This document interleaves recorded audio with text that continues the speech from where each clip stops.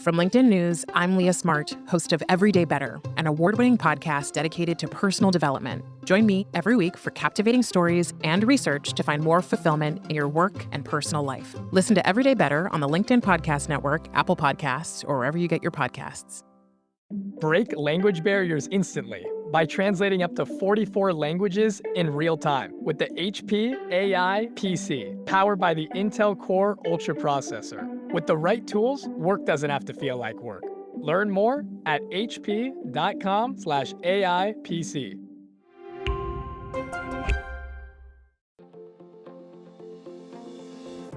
Hello, my friend, and welcome to another exciting episode of Negotiate Anything. Thanks for joining us today. With over 10 million downloads and listeners from more than 180 different countries, it's dedicated listeners just like you who have made Negotiate Anything the #1 negotiation podcast in the world. I'm your host, Kwame Christian. I'm a business lawyer, mediator, author, and the proud CEO of the American Negotiation Institute. Now, before we get into today's insightful conversation, I have a golden opportunity for those of you who recognize the power of negotiation in your professional lives. Have you ever found yourself wishing that you could navigate those high-stakes conversations with more confidence? Or perhaps you're looking to empower your team with the art of persuasion and conflict resolution. At the American Negotiation Institute, we've crafted specialized keynotes and workshops tailored for those very needs. We've transformed the negotiation skills of professionals worldwide, and we're eager to do the same for you. We believe the best things in life are on the other side of difficult conversations, and our goal is to help you improve your lives and the lives of those around you, one difficult conversation at a time. Don't let another challenging conversation leave you second guessing.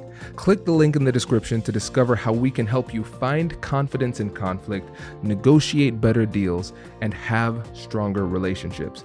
Because in the world of business, every conversation counts. And now, without further ado, let's jump into the interview. Heather, thanks for joining us today. Thank you for having me. Yeah, it's a pleasure to have you back on the show. I think it was 2017, right? Where we first? Yeah.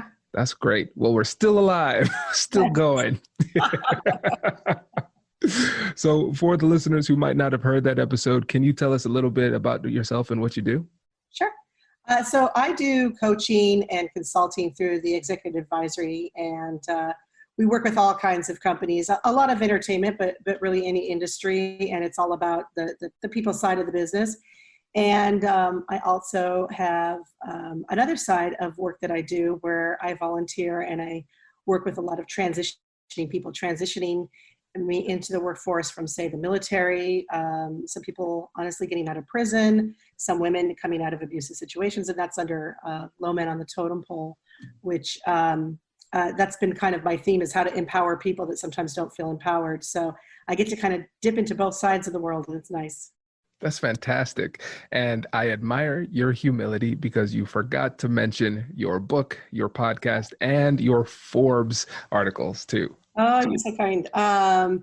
Yes, so I wrote a book, Low Men on the Totem Pole, Stop Begging for Promotion, Start Selling Your Genius. And it comes from when I got out of the military and having a tough time figuring out, how do you get work? And I always try to volunteer my services wherever possible. Clearly I don't have enough time. So I wrote the book so it's a little bit more accessible. I use it in my coaching with executives. I use it helping people that were unemployed for whatever reason. So it's a good universal book. We've got a podcast, Low Men on the Totem Pole, which we were so lucky to have you as a guest. We talk about all these topics. It's relative to anybody working. And then I've been lucky enough to do some Forbes articles too. And you can find me under HV MacArthur. So. Perfect. Yeah. And we'll be sure to link to all of those things in the description of the episode. And I'm really excited for this, Heather, as you know, because I got giddy the last time we talked, and we talked about this. And I have to apologize for the audience. My audience, I am sorry that I haven't had an episode on how to give and receive feedback. Those are some of the most difficult conversations that you are having, and I apologize for that. But we are rectifying the situation now with an expert. So Today, we're going to talk about the three things. First, giving feedback, how to give it effectively, then how to receive feedback effectively. And then lastly, what happens if we get feedback that we disagree with? How do we have that conversation? So let's start off with number one. What are some things we need to keep in mind when giving good feedback? So that's it's I don't want to mince words, but that's actually part of the issue that comes with feedback, is this idea that we're going to give it. So we set ourselves up to honestly lecture people. And, I don't know about you, but my mother tried that, and that definitely didn't go very far with me. So I'm always about, how do you get clear about what it is that you are looking to accomplish in talking to somebody? And then how do you set them up for a real dialogue? And I think both those things are critical. And then, you could share your side of things, but it actually shouldn't be the front runner, because if you're trying to solve and get people on the same page, you've got to invite them in and make sure that you really understand their perspective. So I always say, first, start with, can you get yourself in a mindset where you're open, genuinely curious about their perspective? Because if not, you might as well say, I'm here to tell you everything I think is wrong with you or what you do. I don't know if you'll get a good response, but at least it's honest. And so when I do that, when I have people sit down and, we work through, where their emotions are with things. But I start with a model I call above the line feedback. And it's, it starts with where your brain operates. Your brain, for all this situation to happen, you had to collect details. And so that's the green language. It's rare you and I are going to dispute those two things unless, I really think what you're saying is an outright lie. But if I say, you were late 5 times by 5 minutes in the month of September, that's pretty specific, and most likely, someone else could corroborate. And unless I'm just going to debate with you that you're absolutely wrong, most often there's not a lot of room for confusion and different interpretations. If now the yellow plus language, your brain has to start to look for patterns. You can't just speak in details all day. And so we'll say things like, you were late several times last month. That may be accurate, but there's room for me to go, well, what do you mean by several times? And what do you really mean by late? And so there's room for me to debate that, but we need a little bit of that so we can get to the point. But that's, your brain looks for that pattern. Then your brain judges. Do I like that result? Do I like that behavior? Do I think it's good or bad? And this is actually where performance ratings or those types of discussions come into play. And I think the work was effective. I think, the results of that were above and beyond what we were expecting. Or I think your pattern for showing up in meetings shows unprofessionalism. And so those are all things that are happening outside of the person, and it's all work related.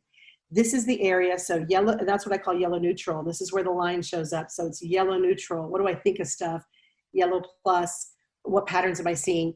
Green language, all the details, all the facts, all the tangibles. I can even say, I felt uncomfortable in that meeting. That's actually green language. I can say what I felt. No one can dispute that. If I said, you made me uncomfortable, then it's an accusation. If I say, I felt uncomfortable based on how you behaved, that's me sharing of myself. So it's very different. If I say, you made me, then I'm also implying that you were at fault, you had a certain motivation, all those types of things, and it sets things off to the wrong thing. So the brain goes through, I see it, I look for the pattern, I judge it, and then your brain doesn't stop. It goes down to the next line, and it says, I start to judge the person. So I think they're unmotivated. I think they're, out to destroy things. Anytime I'm talking about someone's personality or their motivation, I've gone below the line. And here's what's dangerous is that's yellow minus language. That's not illegal stuff. It'll kick you off into a debate. It'll get the person on the wrong side of things. It'll actually set you up to not be open and curious. But in there, our biases start to show up. So our biases start to show up when we start to judge things at the yellow neutral. We're judging work. I have a bias for timeliness. Then we start to show our bias for kind of people and what I think their values should be. And then there's the red language. And the red language is my brain said, data, themes, what I think of it, what I think of them, and now what I think of people like them. And this is where the really ugly biases show up.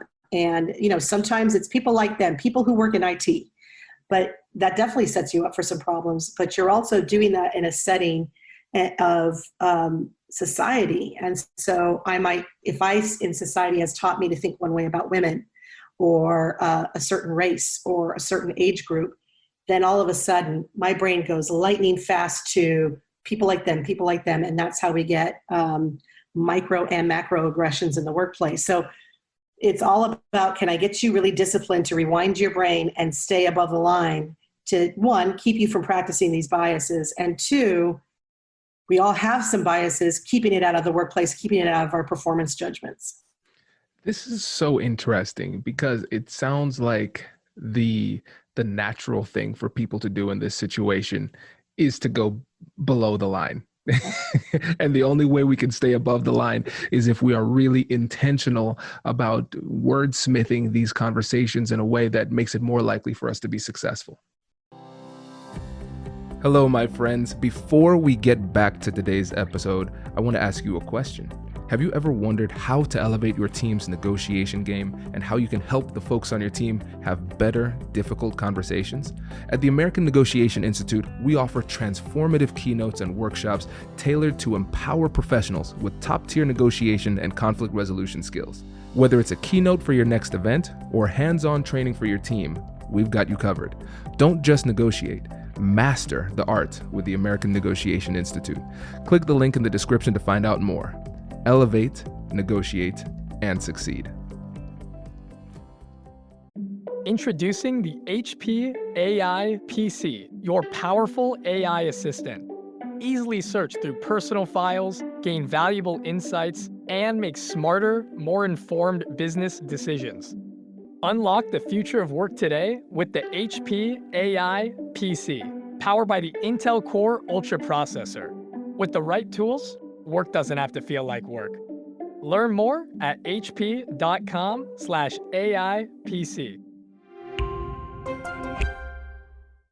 This is great, and I like the frameworks that you're giving here. And the simplest thing that all of us could do right now to become better at this is talk to our friends, our family, our colleagues at work, and and encourage them to tell us what we can do better.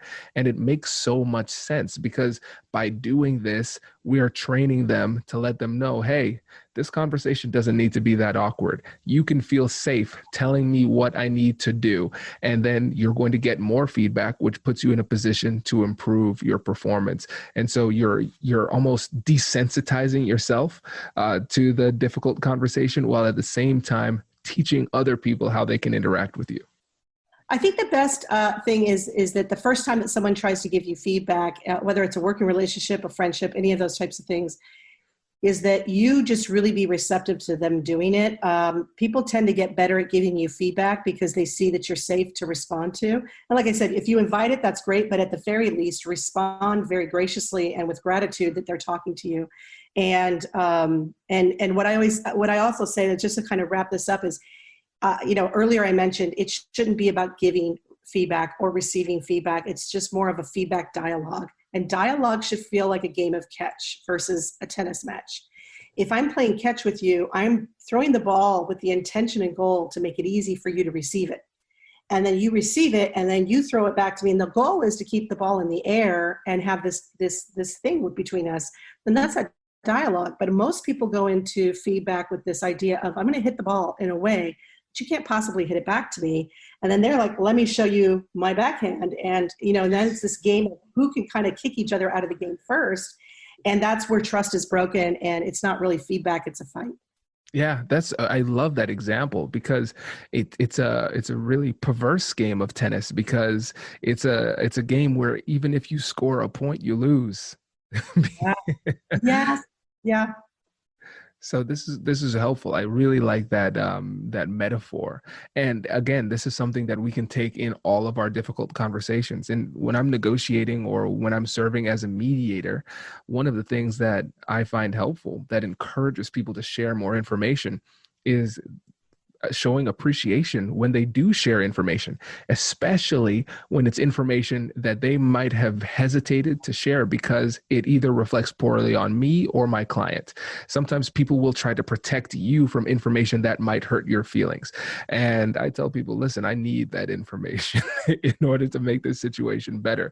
And so I really go out of my way to give them that positive and reinforcement to say, listen, this, I know that wasn't easy to say, and I really appreciate it. I appreciate that you trust me enough to share that information.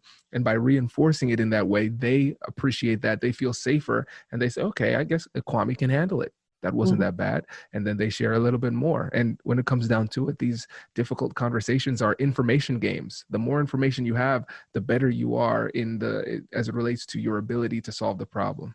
Yeah, absolutely. And I think that's what invites it to even the idea of if you don't agree with them, because I think people are so obsessed with what if I don't agree with them? What if I don't agree with them? And I think if you remember the feedback dialogue, I always see it as how do we align on expectations? And the first thing we have to figure out is where's the gap in what we were expecting? And that doesn't, so I disagree with you. That's not a dangerous thing. Like, oh, there's a gap. What were you expecting? This is what I was expecting. And my assumption is always, as long as we can talk about this, we can close that gap. So, but when I think a lot of times when people are so eager to go, but I don't agree with them, check and see, did the person deliver below the line feedback and it's triggered you? And if that's the case, if they said you're unmotivated and you didn't care about this, just understand that you just got to help their brain rewind. Tell me a little bit about what you were seeing that led you to this. And you can keep them. I had a performance review with a manager who, just tore me apart. And I just kept bringing her back. What's the green, yellow plus, yellow neutral. And by the end, it was I felt fair performance review. She had gotten emotional about how she didn't care for some of my style and, who would do that? But she did.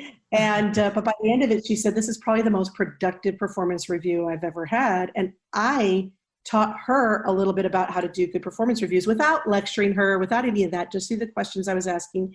And I didn't allow myself, don't get wrong, there was a little moment on the drive home where I was like, let me out if I saw her, but I was able to stay professional, keep my credibility, and we were able to have a conversation that was productive versus getting caught in our egos getting triggered. This is a perfect time to transition into what to do when the feedback you receive is unfair or unwarranted. And I think the story that you just gave there is really helpful. And so if we could kind of tease out some of those key elements, what do you think those would be? I'd say, I don't think feedback is ever unfair. It's this person's perspective. So don't get me wrong, I've gotten triggered by folks and let my ego get tripped up in light of what it was we were doing, especially if you ask my boyfriend.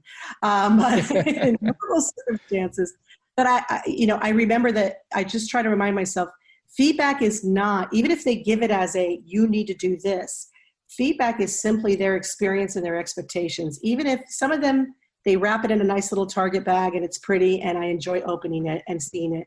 And some put it in a cardboard box and kick it up the street in the rain and it feels like I don't want to open that. It's all just information about what they were expecting and hoping for. And if I get caught up in judging their skills on how well they delivered it, I'm going to miss that moment of, let's just understand where each other's coming from. And I think the more you can have an assumption of good intent, I even think about that manager where I'm like, her intent was to have control of her team and to feel confident that her team was going to represent her well. And I think she didn't know how to handle someone like me, and everything about my style was so different than hers. She just saw it as bad. And I could sit here and go like, how, well, she should be a better manager. But really it was, I treated her like a customer versus a boss. And I just, what was it you were expecting? What were you looking for? How can we deliver that in a way? And am I the right person to deliver that? But I didn't allow it to get into this kind of character judgment of me. I think at one point she even said, I'm just very disappointed in you in the beginning of it. And I'm like, I didn't even, no one gets to say that to me. Even my mom, if she would have said, I'm disappointed in you, I'm like, sorry, lady, I got a different life that I'm living. And so I said, I go, well, I'm interested. I'm wondering if what you really mean to say is you're disappointed in the result and you had expected me to do something different. She goes, yeah. And her yeah was like, yeah, that's what I said. she didn't realize, no, that's not what she said. But I made her rewind, and then we went to, so tell me what you were expecting. And because I didn't respond with a tennis match back, she really sat there and was like, well, and it took her some time. And I said, take your time. I understand we've got to go back in the past here. And because I made it safe to talk to me, even though she delivered it in a really kind of negative way, we got to a very functional place at the end of that. I didn't care for her. She didn't care. We were very Seinfeld and Newman in our interactions. And to this day, though, she still leverages me as a consultant. We don't spend a lot of time with each other in the room. We don't, like, something about us is oil and water in terms of style. But we both trust that we won't hurt our professional credibility and that we understand what each person brings to the table.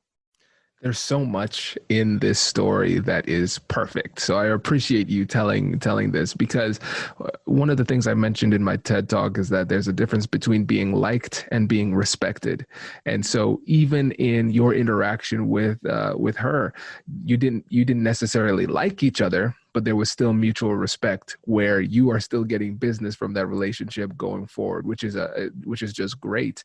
And I think it also demonstrates the ability that we have to use our negotiation skills to be good leaders in the conversation. We're conversational leaders. And a lot of times we're demonstrating the appropriate approach to have these difficult conversations through the way that we have the conversation, and then other people reciprocate. And that elevates the level of communication for everybody. And I would just, not to debate you on it, but I don't think we respected each other. Okay. To be honest, but I think we trusted each other. And so that's where I'm like, you don't have to be liked, and you may not even be respected, but do they trust you? Do they trust, like, I don't think she respected the work that I did. She knew her clients did. And so she leverages me. Her clients like me a lot, so I make her look good. But I don't think she even respects what I do for a living.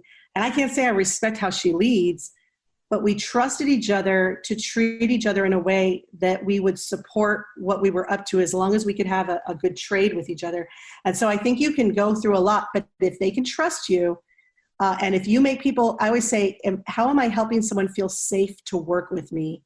And that's what I care about the most. They don't have to think highly of me as a person or whatever, but do they feel safe working with me? And everyone needs something different to feel safe about. That's so fascinating. And I think that's almost, okay, so you're going to be a recurring guest. That will be an interesting one to discuss. How can we have these relationships and a productive business relationship if you don't like each other? No, don't even respect each other. But how can you still get that trust just in a business sense? That's really cool. So listeners, keep an eye out for that coming to an episode near you in 2021. Well, I think we're running up on time here, so I really appreciate this, Heather. This was so much fun. But before you go, make sure you let the listeners know about your book and the podcast and your company. Yeah, feel free to get more on this topic in the book, Low Men on the Totem Pole, Stop Begging for Promotion, Start Selling Your Genius. It's available on Amazon, Apple iBooks. And then also the podcast is on Blog Talk Radio. It's under Low Men on the Totem Pole. And then also you can always find my articles on Forbes under V as in Victoria, MacArthur. Perfect. Thanks again. We really appreciate it. Thank you. Thank you so much for having me again. This is always a pleasure. Congratulations! You've just joined an elite club. By listening to a full episode, you're now officially on the Negotiate Anything team. So welcome aboard. What most team members do is they subscribe to the podcast because that allows them to automatically get the latest episodes of the show. The best things in life lie on the other side of difficult conversations. Keep learning, keep practicing, and keep getting better. Your relationships will improve, your career will soar, and you'll have the confidence you need to get the most out of these crucial conversations. Again, thank you for joining the team. We're excited to have you, and I will see you in the next episode. I'll catch you later.